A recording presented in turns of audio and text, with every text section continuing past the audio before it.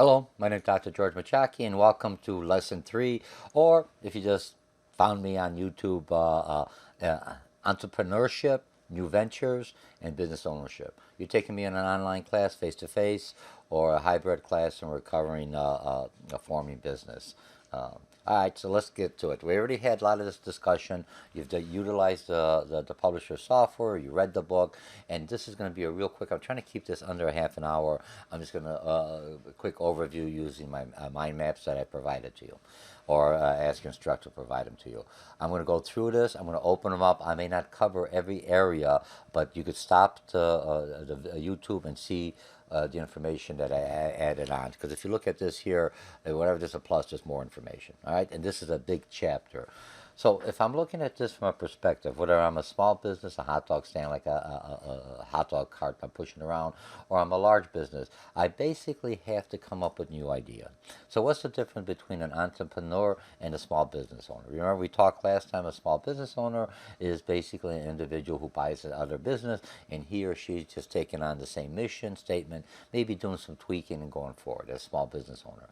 Now an entrepreneur is basically one that, even if it's a hot dog, but I'm going to open up a hot dog on my own. I have no information. I'm starting from scratch. So I have more of a higher risk because I don't know the demographics.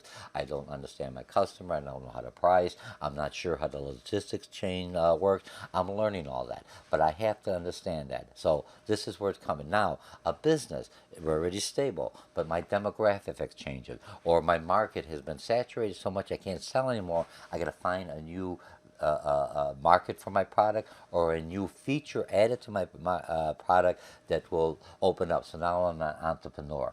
What you'll find out through the reading, there's two types of entrepreneur. Is me starting off. Most of the young individual or people starting off now, small business, whether you like President Trump or not, the issue is that right now small businesses is growing. From 2015, it was a certain percentage of the GDP. Now it's about like 20, 25%. It used to be 15, so it grew underneath this administration. Black entrepreneurship went from 10%, if I am mistaken. I'm just coming off with the number. I was looking at some research, to about 20% now underneath in 2017. So what happened? Well, I look more black entrepreneur, but then you look at the unemployment rate. The unemployment rate among minorities, blacks, women, has been increasing overall for the whole economy. So if my unemployment rate, there's more people of color or people minorities working, that means now they have the disposable income. So now new entrepreneur ventures could target that thing. Right, you got to pay your food, bills, and everything else, but the money you have left over, because the economy is good and you're getting a fair wage, and you could be able to make contribute back to the economy, taxes low, all this stuff that we talked about before. Now there's more people spending, so now there's more of an opportunity for entrepreneurs to open up or small businesses. Okay, most of you taking my class, remember, I want you to understand what it's like to be a small business owner. Okay, so let's look at the stats. Now these are stats from the publisher. I think it's about like 2 years old. Small businesses. Okay, so there are 26.8 small businesses in the U.S., and I think it used to be like 15% was minorities or people of color, and now it's up to like 22%. So there's hope, and that could be less regulations, more money, more grant money to help people from the Small Business Association. 97% are considered small. That means underneath the definition, 50 employees or less, under I think a couple $1 million, is 50% of the GDP. So if I can increase the small businesses contribution, I increase the gross domestic product. We talked about that in the previous chapter. 80%, most of you in the college, here at the junior college that I'm teaching at, will be, your first job is going to be a small business. Don't look, I want to work for the big company. You start off as a small business. If the business is successful, as it grows, you already know the business. So you become the manager, the district manager. You just hope that the business that you latch onto is a business that has growth potential. Your boss, the small business, has a vision of growing. You can see his vision, and all of a sudden, and sometimes somebody else may purchase them out through alliance or through a purchase. Okay, so small businesses, U.S. Department of Education. Here's what I'm going to do. I'm going to make this a little bit larger, okay, because I know for some people I have a little problem seeing it, and I'll put this at 150, just so you can see when you're printing it, okay? So now I have this small business, and those of you who are, this is the first time you actually look at my videos, I don't edit. What you have is what you see, okay? So let me just move this over. Okay, considers fewer than, okay, so that's just a definition. Here's the definition. I'm not going to go into it. Importance, we already talked about this. You had some slides in here. You could look at it in a book. Remember, I'm trying to keep this under a half an hour. Job creation, small business create the first job. Remember Adam Smith, the invisible hand. I'm successful as my business grows. I hire more people give back into the economy. And if they give back in the economy, they spend money not on my business, other business. So if they're buying my products, I'll buy more products. I'll hire more people. Welcome to the free market in America. That's what you have to understand. This is the market. You could take the same idea and everything else going overseas, a global business. But when you're going overseas, you have to see what's the tax rate. Is it worth it? Could I still make some money on that? Remember, because when you look at the five factors of production and economics, one of it is could I keep the profit and do I have any kind of flexibility or of owning my own business and starting off? All right. I'm not going to go into that. Okay, so job creation, you have all this, innovations. We come up with the new ideas for lack of small business. Because if you fail, it's not that bad. And a lot of small businesses, when you open up, if you have an idea, I want you to think, I'm making money. Do I expand the business or do I sell the business and open up something else? If somebody says, George, I'm going to buy your business, your consulting business for $50 million, where do I sign? You may say, no, I want it to grow. It depends where you're at and depends what you want to do. If your business is, you don't want it to grow and you say, to grow, I got to go to the next level. It's harder. I got a new idea because I'm an entrepreneur. I'll take that money and I'll reinvest it in a new idea going forward. That's something you have to consider if your business is successful. Okay, contribution to big business. Most products made by big businesses are sold to consumers by small ones. Okay, that kind of makes sense. Okay, entrepreneurship. We talked about entrepreneur, accept the risk and everything else is where we are, and process doing business under certain conditions. All right. So that's an entrepreneur. Now, the author talked a little about entrepreneur. A lot of businesses want that creativity, marketing, everything else. So you have some flexibility. You're not as rigid as a regular company or a business, but you have to come up with new ideas. So we give you a little slack. You don't have to have a tie. You have to suit. You're more relaxed. You're bouncing off ideas. You're working little incubators to come up with ideas, and then the business says, hey, could we make it? Something like Shark Tank or some other things that you see on TV. And that's internal with the business. So you may not take in all the risk, but if it's successful, you get a certain percentage of the profit. Why would I do it? Or would I spend on my own? Understanding the what do you call distinctive competition, competitiveness. What you have to understand, whether you're a small business or a large business, what is my niche?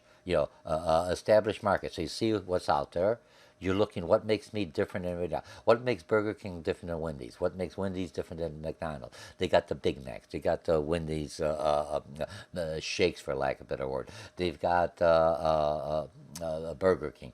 Each one of them has a niche, and they also sell. But people know, hey, I understand what that business is about. You have to find that niche of your small business. That little, don't worry about all of them. Just get that one little sliver, and then your business grows, and you can expand on that. And it's the same thing when you're looking at yourself. You are, for lack of better words, you are a business. You're providing a service when they hire you for that niche. So always keep your talents current. Always learn. Take more classes. And take classes with me. All right, starting and operating a new business, not easy. It's a lot of risk. You need a business plan. And remember, you need a document. You could do it roughly. A lot of business start off. SWOT, strength, weakness, and opportunities and threats. What's internal, what's external. You have to be able to know your strengths, weaknesses, and then you have to be able to know what your competitors' strengths and weaknesses. And we've done that in the class by coming up with a canvas, coming up with an idea that you could spin off while you're here at a community college, and you're just thinking, now I got the vocab, I understand the software, I understand the vocab. How do I take something I've learned and actually implement it? Okay, crafting a business plan. And if you take entrepreneurship at most of the community college, they'll walk you through it. There's a program called Business Plan Pro. It's like a I think it's about like $200, and they'll walk you step by step. You still have that idea. It just gives you the format and makes you think, asks you the right questions. Okay, and remember, I always talk about a small business. Make sure you take some at least one class in QuickBooks. That's basically accounting heart, for lack of better words, of any small business. And then as your business grows, and you go into a peach tree a little bit larger. So how do I learn about small businesses? You get it from others. I remember, I'm open up and not going until we discuss it. You get it from experience. You take over a successful thing, or you look at a research company to find some business, or you hire a consultant to help you find something to do. Remember, there's consultants or coaches that you're looking for. What job should I do? You want to pay a fee to help you find that job. but to find out what your skills and talents are and to help you promote it. That's what I do. That's what a lot of consultants do. They find a business, you're up and running, and now how to go to the next level and making some more money or expand my business operation. That's why you're going to school. You still could fail. You still could make a mistake, but at least you have things to think about. You say, oh, yeah, I have to understand the marketing. Oh, how do I find out about a customer? I know how to do the research. Oh, I know how to look at competitors. I see what they're doing. That's what you get out of getting an associate degree at most community colleges. Some stop there, and then you can advance more for your bachelor's and go all the way up to your master's. Okay, so starting a small business, you buy from existing, franchising. Franchising is like buying a condo. I'm a homeowner, but somebody else does everything else. So franchising, if I do a franchise, I basically pay a royalty. I get their name, and they help me set up the business as long as that business is profitable. Okay, so yeah, here's a franchise agreement, and like I talk about, franchisor is the employer. Me, McDonald's, Big Mac is a franchise, gives you information. Franchisee is me, the employee. I pay, but I'm learning off of that. And here are the advantages. You got to look at that. Name recognition, lower failure rate, but they do fail, but not, it depends what franchise. You could get a franchise that I'm just opening up game consulting and you're my first franchisee. I may not know what I'm doing, but you're taking a gamble with me. But rarely they don't, because I already been successful and I've got the historical data to prove, look, I'm making money and here's what you do. You follow my plan step by step, you'll be successful also. Okay, and some of the disadvantages is like owning a townhome. There's a high startup fee. I think for McDonald's it's like 500,000, if not more. It's really high, and that doesn't mean they're going to accept you. If they don't think you're the right personality for a McDonald's franchisor, franchisee, they won't accept you. Okay, and then you share the profits and pay the thing, or you can start off on your own. That's what you're doing as a Canvas project here.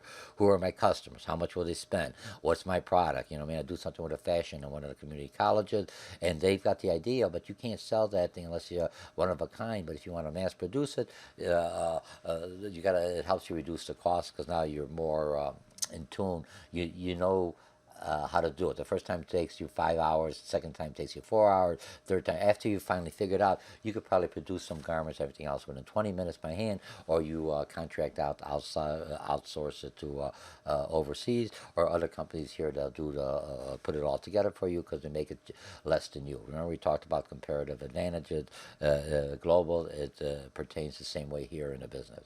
Okay, financing. Here's the problem. Personal loan, banks, friends, everything else. You have small business companies, a small business administration. They have people have money. You go to them, ask them. You go to the small business investment companies, are part of their arm there. Venture capitalists. Be careful. Remember, they basically invest, but they want some input in the business. And angel investors, again, specific industry software. Be careful who you partner up with.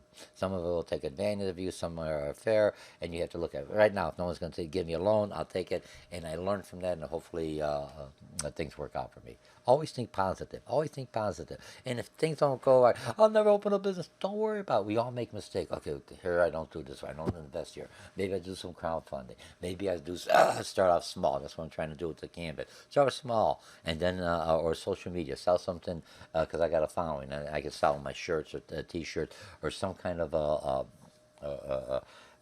need or service that my constituents are looking for or my clients. Okay, trends in small businesses, emergency crossover. I'm going to just talk about these. I'm not going to talk. We talked real lightly on this.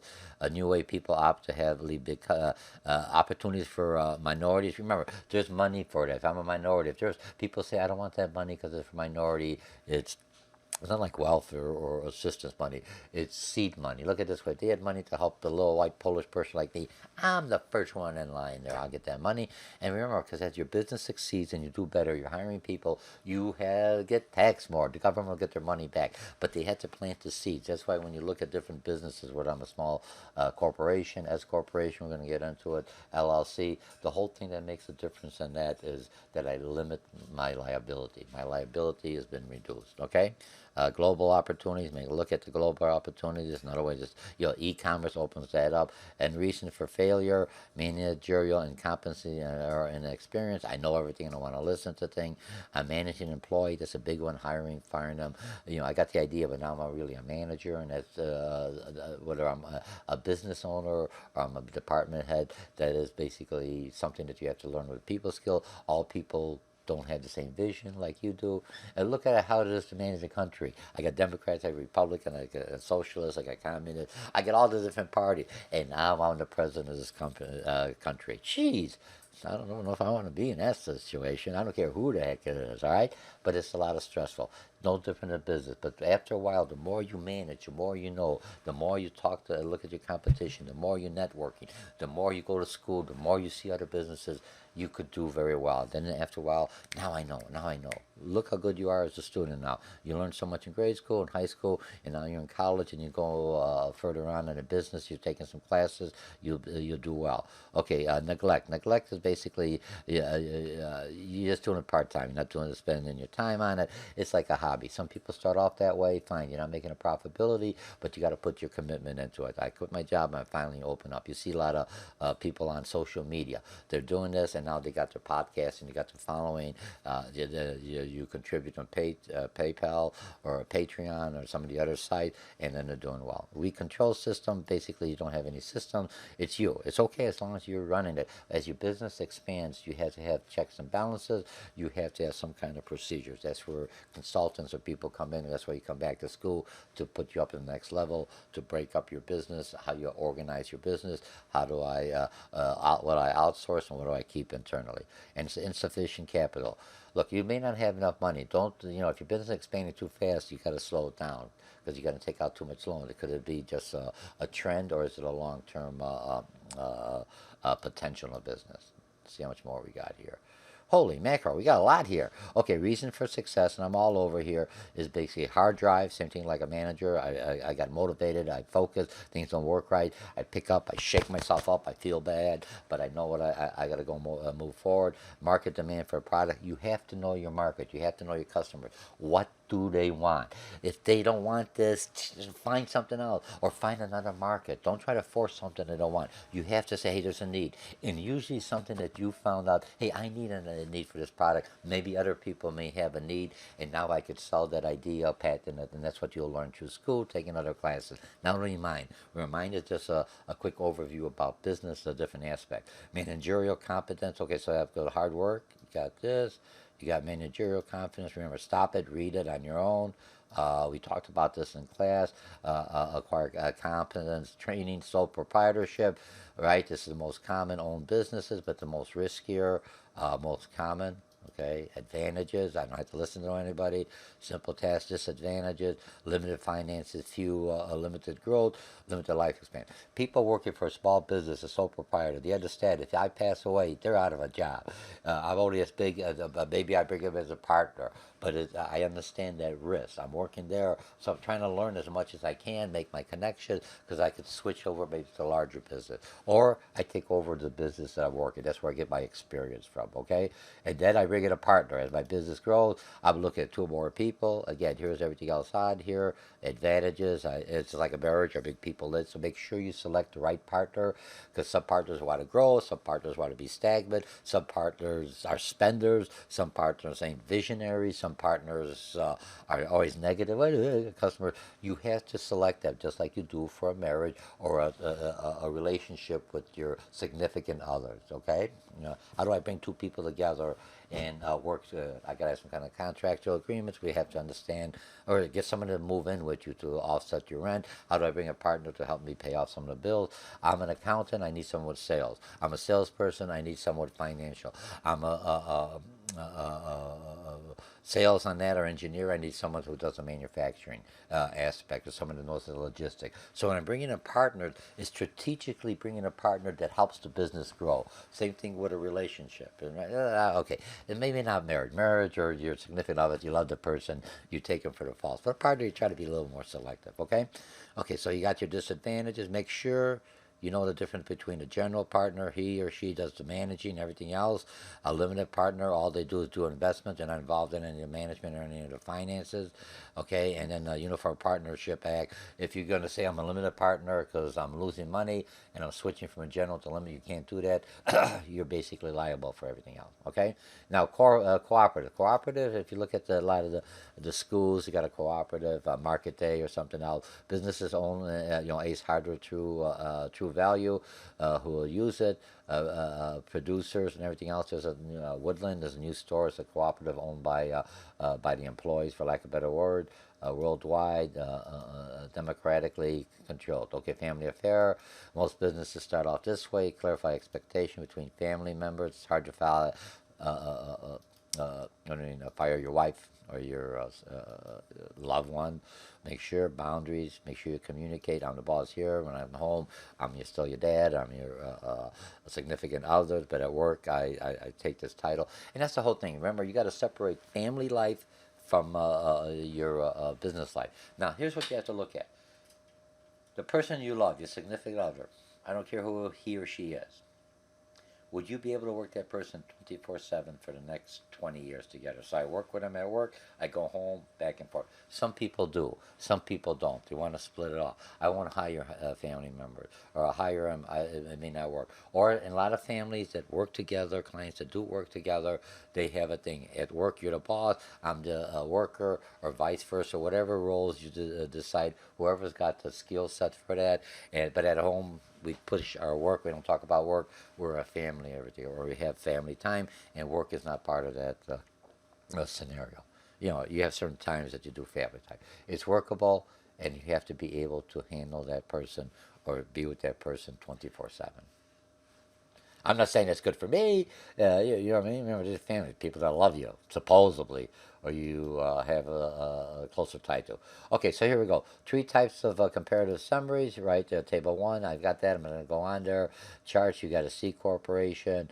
You got the advantages. It's a regular corporation, a lot of paperwork. There are advantages on that. You have a limited liability. That's what my business is under.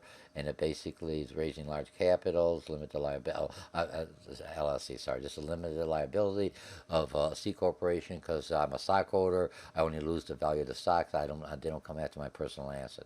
Same thing like they do with back in here when I was going in here, advantages of a limited partner. Okay. Let's see, where are we at? Okay, C corporations, you live forever, disadvantages, initial paperwork, cost, double taxation. Basically, I have to pay all the taxes, everything else. And then when I send my profits, my dividends to my shareholders, my stockholders, when I get that, I still have to pay tax. You're not going to get around it. Remember, that's how the government does it, so just understand the double taxation. B corporation, a benefit corporation, a judge how they meet for such socially or environmentally beneficial good. It's just a different way it's structured, and it's got a little different tax ramification. When you take business law, they'll expand that one. This one, just to touch it, there is some a corporation like that. Professional corporations, and if I look at that, protects a form of unlimited financial liability, not immune from unlimited liability. Okay, corporations in general, you have private. That means I could be a corporation, like a limited liability corporation, and I only it's just me. I bring in partners, or I could be an S corporation. I could only sell, I think, 25 shares, 50 shares. I'm not sure. Trump changed some of the rules on that. The more, always more. You know what I mean? That's Trump. He always gives you more, reduces some of the restrictions, it reduces some of the regulations. So now it's more favorable for me to go into that venture.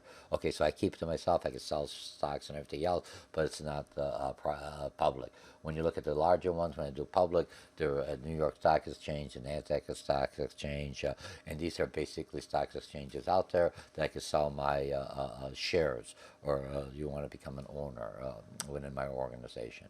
And then you also have nonprofit.